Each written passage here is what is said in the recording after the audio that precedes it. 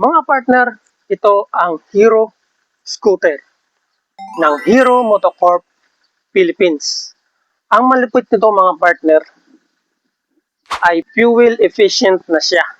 Ito ang Hero Zoom 110. At saka ito pa mga partner. Ang Hero Zoom 110 ay very friendly siya. Pwede siya kahit kanino. At sakto lang yung height niya.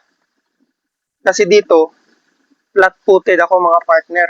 Hindi ako nakatipto. 5'10 yung height ko kaya sakto lang sa akin mga partner.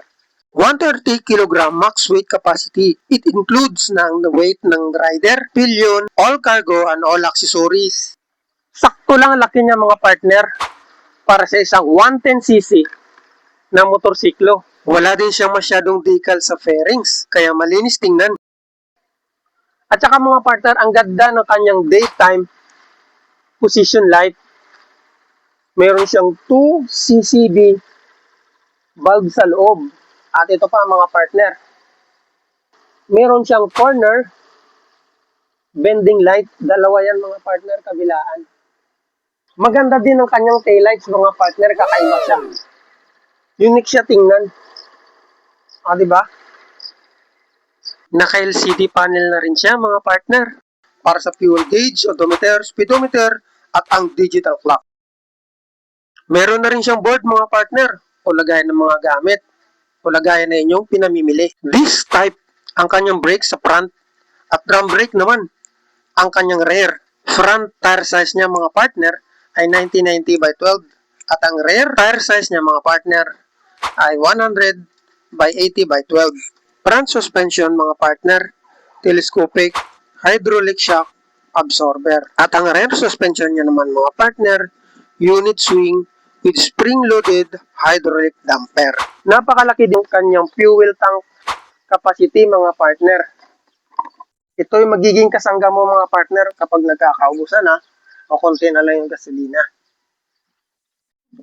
Malaki din kanyang center compartment na pwedeng lagyan ng mga documents, mga tools, o pati yung raincoat natin.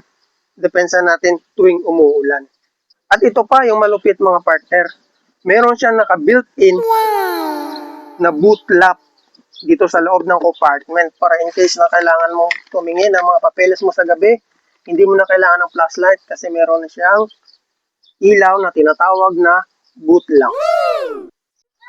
At saka ito pa mga partner, meron din siyang charging port sa gitna at luggage hook para lagayan ng ating helmet.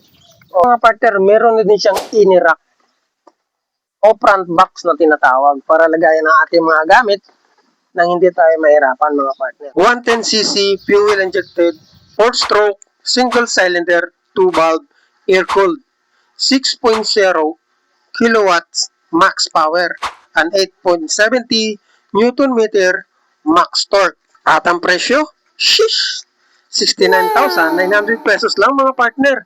Meron ka ng Hero Zoom 110 na very efficient sa fuel at budget-friendly na motorsiklo. Ano sa tingin nyo mga partner? Sulit ba ang scooter na ito? Comment down below.